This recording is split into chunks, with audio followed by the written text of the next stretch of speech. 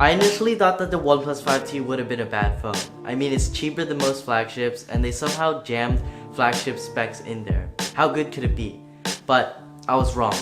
Hey guys, I'm Tony from Tectonic Byte and the OnePlus 5T is much better than I expected. So starting off, the performance is great. The OnePlus 5T packs very beefy specs. It has the Snapdragon 835 processor with the Adreno 540 GPU and 6GB of RAM. And you'd expect these phones to be in a very high-end phone that goes for around maybe $800, but no, this phone is only about $550, which is quite amazing how OnePlus packs such great features into a moderately priced phone. So as for performance, it does a pretty good job. When you launch apps, it launches apps really quickly, and also when you switch between apps, it also does that very efficiently. And you can also have a ton of apps open all at once and switch between them very efficiently, which is quite great. And 6GB of RAM helps a lot. So as for battery life and charging, the battery life is great because this is a very big phone, so it has a very big battery life. And the battery life lasts about a whole day, which is great because you can excessively use this phone like I do, and it will last you a full day and you don't have to worry about the battery life draining and having to charge it. But if you happen to have the battery life at 0%, you can also charge it, and OnePlus has fast charging on this phone, so you can use the USB-C cable and just dash charge the OnePlus 5T, so you can just quickly charge it and go, and you don't have to worry about battery life after that. So as for software, the OnePlus 5T runs Oxygen OS, which is basically stock Android with a couple optimizations that OnePlus puts on the OnePlus 5T. And the software is quite smooth because OnePlus has really refined it to fit their phone much better, and the experience is quite fluid and I don't notice any hiccups whatsoever. Now as for build quality, the back of the OnePlus 5T is made of anodized aluminum, and this color is the midnight black color, which I think looks great because it's sleek and it doesn't stand out from the crowd, which I personally prefer. But you can also get their sandstone white color and their red color, which is great because they have different color options, so you can choose different colors that suit your personality or just whatever you want to buy. And as for the overall build quality, the phone is curved so it fits my hand very nice, but this phone is pretty big, so for my small hands I don't really think it's perfect, but for the average consumer I think this will fit perfectly in their hands. So the design resembles the iPhone 7 and 8 Plus a lot because of the dual camera setup and the flash setup just right next to the camera, but I think this is an okay thing because most Chinese manufacturers do this anyways. And like what a lot of people say, if it ain't broke, don't fix it. So I really like the design, and I think it's a very nice general design for all smartphones that they can all use because it's a very nice design. So as for the front of the phone, the design is very nice as well because the screen is humongous at 6.01 inches, and it's a very immersive experience, especially compared to the chunky bezeled Pixel 2. And after using the Pixel 2 and coming back to the OnePlus 5T, I really can't go back to the Pixel 2 because the screen on the OnePlus 5T is so huge and immersive, and it's so great when you want to play games, consume video content, and also when you just read documents because the screen is so big and it's a very nice experience.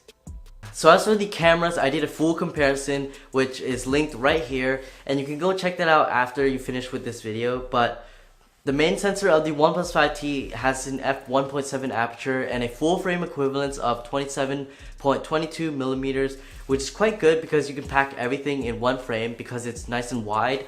And it only has electronic image stabilization, which is not as good as optical image stabilization, but I find it quite useful, especially when you're just panning shots or when you're just walking casually, because when I did a running test, it just warped the footage so much and it did not look good at all. But if you're just casually walking and panning, electronic image stabilization should do a great job. Now it has 16 megapixels, which is quite good on a smartphone, so you can crop in just a little bit in case you frame the shot incorrectly, and it'll also ensure sharpness, especially when you're posting on Instagram.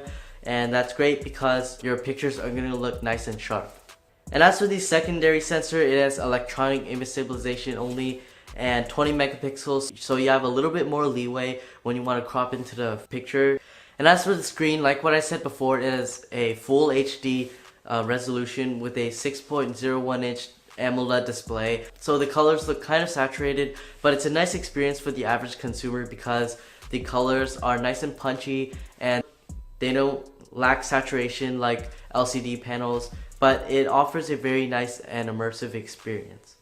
And the humongous screen is such a huge feature on the OnePlus 5T because they managed to pack such a huge screen onto a moderately priced phone, which I really love. And I really applaud OnePlus for including such great specs onto their phones. And now as for the speakers, it only has one speaker, which is bottom firing. And I find it not to be as good as the Pixel 2, obviously because the Pixel 2 has dual front firing speakers. But honestly, this gets the job done. It actually gets pretty loud, which I find quite surprising. And honestly, it makes up for this single speaker with the headphone jack. And you can tell that OnePlus really listens to their consumers because they did a poll on Twitter and the majority of their consumers said they wanted the headphone jack to stay, and they kept it here, which is nice because you don't have to use dongles whenever you want to listen to music or consume video content. So overall, I really love the OnePlus 5T.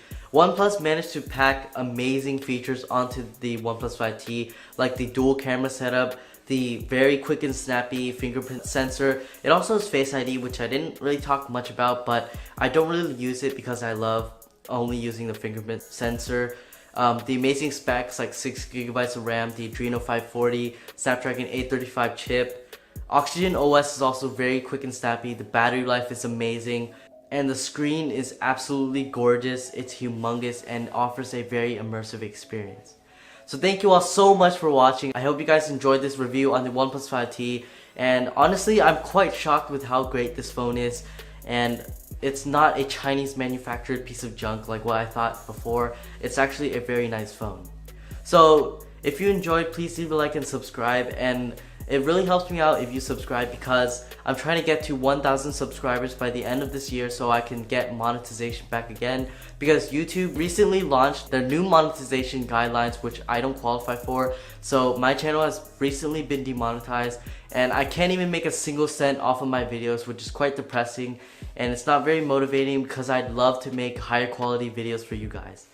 And if you'd like to see my channel continue and make higher quality content for you all, I would really appreciate it if you could support this channel by subscribing. And every cent that I make from this channel would just go straight back to investing in gear because I'd love to record higher quality videos.